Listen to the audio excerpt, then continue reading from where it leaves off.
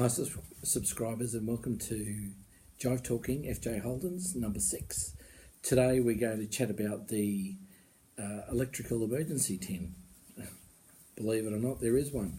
Now, what it is a Nasco box that's formed as a bit of a kit to get you out of trouble. Now, on my last build, I had an FX. However, an FX version of this kit. However, I've always had the FJ, so I need to just talk about what was in there. Now, you would find a little box, and it's this one isn't a very good example as such, but it's better than nothing. Its number is N for Nelly 851. And you could buy it as a FX or an FJ, and I would suspect there would be great 12 volt models of these as well. They would have, and I couldn't even find it looking up on the net as to what the contents were. Now the contents are actually screen printed on the top, but because this one is very farm fresh, and I haven't wanted to sort of give it a bit of a clean as to not damage anything, I've just gone a little bit from memory from what was in mine. And what would be contained in here was a rotor button, a distributor cap, 5 fuses, a condenser, a spark plug, so you'd be probably looking at like an AC46, and a spark plug lead. Now, if I was going to make one from scratch, they're the things that I would put, but I would also put in there the longest spark plug lead that you could have, because then even if you had a failure and you were out for the day or whatever, you would be able to use that as a replacement to get you out of trouble. So from that perspective, very good little piece of kit to have. And in my case, I always just kept it under the dash on the parcel shelf.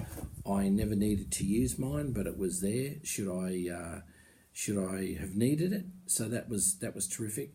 Now I see these occasionally on some of the trading websites, and you'll see them go anywhere from between say $40 to probably about 150, I suppose. But that's when they pop up. But that's what they're for. Now the FX can have a different distributor to them compared to the FJ, with the FJ having 6 volt Bosch, and then when you get into the FEFC and so on, they're 12 volts for their components. They are just grey motors as such. Grey motors are grey motors, so the difference really will be the FX and the FJ as far as the distributors are concerned. So that's what the electrical emergency kit for Holden owners, and I've given you the number, the N851, which is on the back there. It's a real McCoy. I happened to pick this one up. My very first one I found, it was at a swap meet. They wanted some decent money and for it, and I was happy to get it because it was new old stock, and it was like winning the lottery as far as I was concerned. So that was great. Now, a couple of the other things that I wanted to talk to you about are some things on the inside of a car that makes life just that little bit easier. Now, in the Holden Master Parts catalogue, number 6 talks about the handle door pull-to. Now, these pull-to handles, very similar. These ones were made for Nasco by Lenlock, and you'll see the actual Lenlock cast inside them. Now, these grooves that were on each of them line up with the window winders and the door opener handles. And it's a case of these are pretty much positioned ergonomically to grab hold of it and close the door. They do work really, really well. This was the style for the 48215 and also the FJ. And when they moved to later models, they had the same dimensions, but the groovings changed. They had a different type of pattern that went on them. If you can't get these, you can get the other ones. More power to you. I think whatever you have on your car to enhance it and make the operation of it more pleasurable, it's a fantastic thing to be able to do. So they're your pull-to door handles made by Lenlock for Nasco. So they're 4 holes. You can very easily make a template or to actually map them out and to see above a door handle where they would actually be located and where is the most appropriate place to actually fasten them onto your car. So that's the pull-to door handle.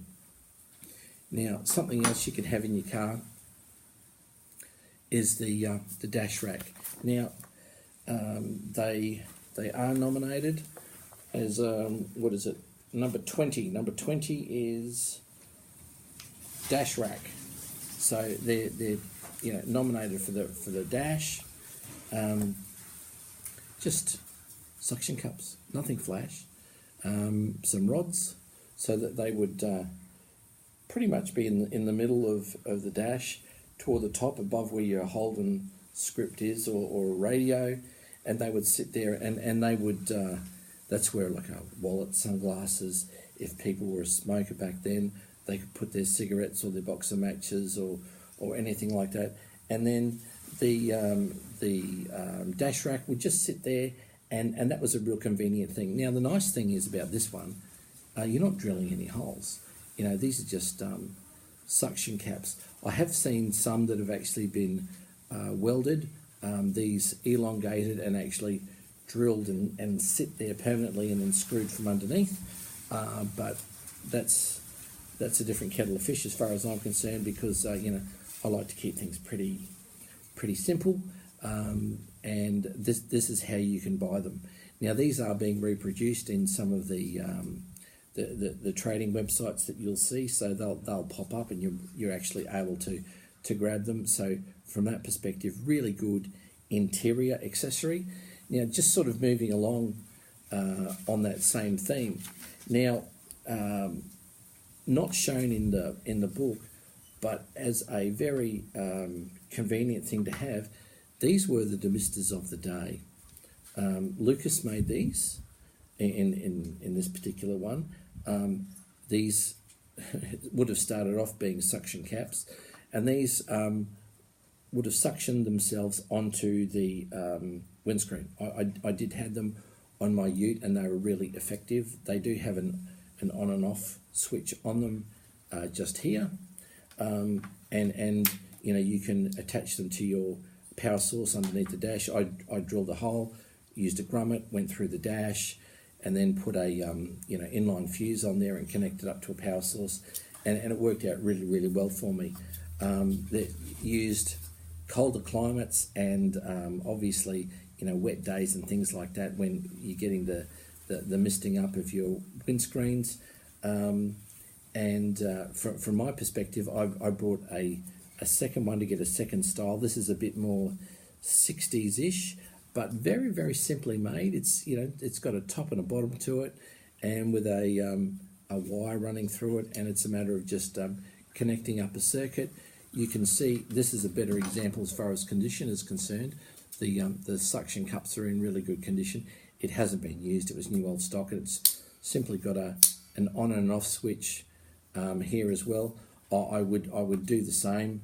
Go through the dash to make it nice and neat and tidy. Simple hole in the dash itself.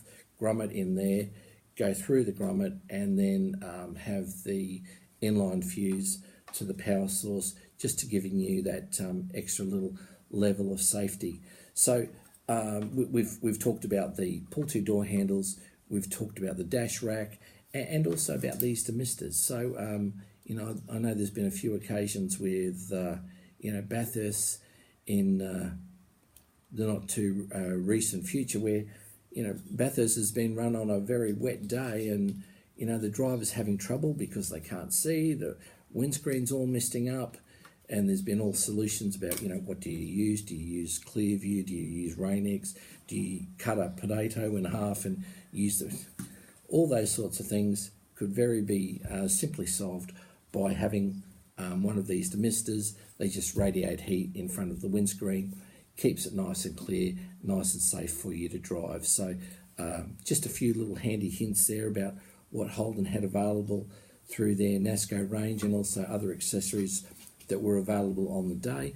I'll definitely be kitting my FJ Holden pedal van out with them. But look, that's sort of it for this little version of Jive Talking for FJ Holdens from the Nasco Bay Speed Shop. I'm Jules Knight. If you liked what you saw, give us the thumbs up, subscribe to our little clips, and when we have things that are available or there's something to talk about, I'll be just bringing the information to you. I like to chat about all the accessories and things like that are available, and also, if we're out at a car show or a car meet or cars and coffee and things like that, well, I'd also like to be able to bring that to people as well. But anyway, you've been watching Jive Talking.